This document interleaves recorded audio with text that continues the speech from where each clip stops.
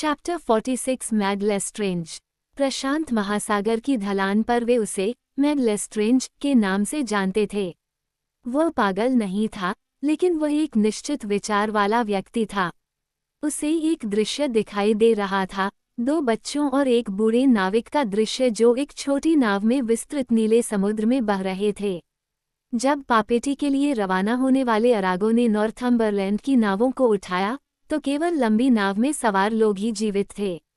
कप्तान ले फौज पागल हो गया था और वह कभी भी अपने होश में नहीं आया। लेस्ट्रेंज पूरी तरह से टूट गया था। नावों में भयानक अनुभव और बच्चों की मौत ने उसे असहाय बना दिया था। अपने वर्ग के सभी लोगों की तरह स्कोबेंकर्स का भी बेहतर प्रदर्शन हुआ था और कुछ ही दिनों में वे जहाज के आसपास थे और धूप में बैठे थे। बचाव के 4 दिन बाद अरागो ने न्यूकैसल से बात की, जो सैन फ्रांसिस्को के लिए रवाना हुआ, और जहाज के मलबे में फंसे लोगों को जहाज से उतारा। अगर किसी चिकित्सक ने लेस्ट्रेंज को नॉर्थम्बरलैंड जहाज पर देखा होता, जब वह आग लगने से पहले बहुत लंबे समय तक शांत अवस्था में लेटा हुआ था, तो वह ये घोषणा करता कि चमत्कार के अलावा और कुछ भी उसके जीवन को लंबा नहीं कर सकता। चमत्कार हुआ। सैन फ्रांसिस्को के जनरल अस्पताल में जैसे ही उसके दिमाग से बादल छटे, उन्होंने बच्चों और छोटी नाव की तस्वीर को उजागर किया। ये तस्वीर रोजाना वहां थी, देखी गई थी, लेकिन सही मायने में समझी नहीं गई थी। खुली नाव में झेली गई भयावहता, शारीरिक थकावट ने महान आपदा की सभी दुर्घटनाओं को एक शोकपूर्ण आधे अधूरे तथ्य में मिला दिया था। जब उसका दिमाग साफ हो गया तो बाकी सभी घटनाएं ध्यान से बाहर हो गईं, और स्मृति अपनी आंखों से बच्चों पर टिकी हुई एक ऐसी तस्वीर बनाने लगी जिसे वो और भी देखना चाहता था। स्मृति ऐसी तस्वीर नहीं बना सकती जिसे कल्पना ने फिर से न छुआ हो, और उसकी तस्वीरें, यहाँ तक कि वे तस्वीरें भी जिन्हें कल्पना ने सबसे कम छुआ है, महज तस्वीरें नहीं हैं, बल्कि एक कलाकार का काम है।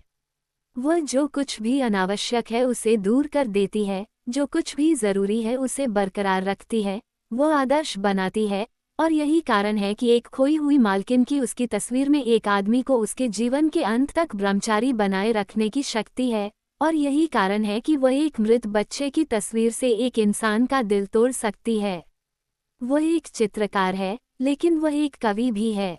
लेस्ट्रेंज के दिमाग के सामने जो तस्वीर उभरी, वह लगभग शैतानी कविता से भरी हुई थी, क्योंकि इसमें छोटी नाव और उसके असहाय चालक दल को नीले और सूरज की रोशनी से जगमगाते समुद्र में बहते हुए दिखाया गया था।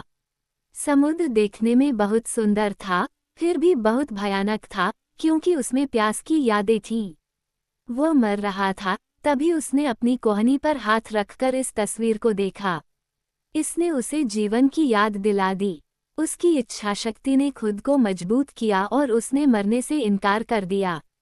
मनुष्य की इच्छाशक्ति, यदि वह पर्याप्त रूप से मजबूत है, तो मृत्यु को अस्वीकार करने की शक्ति रखती है। उसे इस शक्ति के प्रयोग का जरा भी एहसास नहीं था।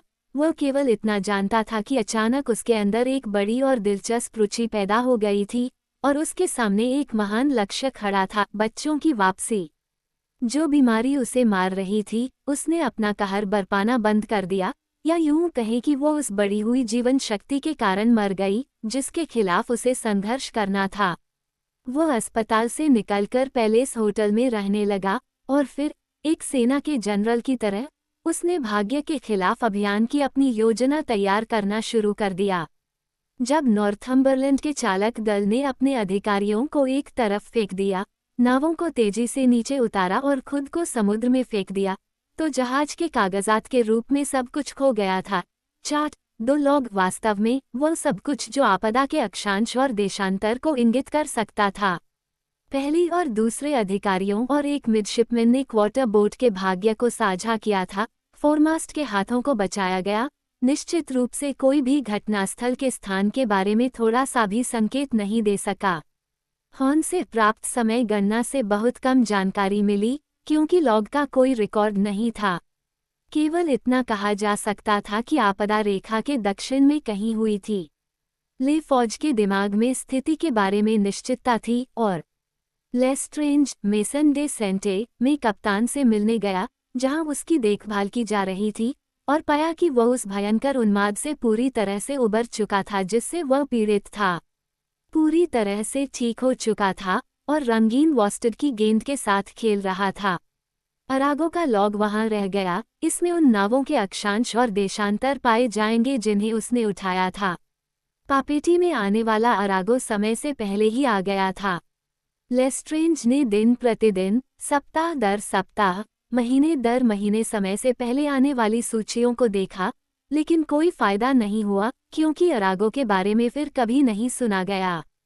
कोई यह भी नहीं कह सकता था कि वह बर्बाद हो गई थी, वह बस उन जहाज़ों में से एक था जो समुद्र से कभी वापस नहीं आते।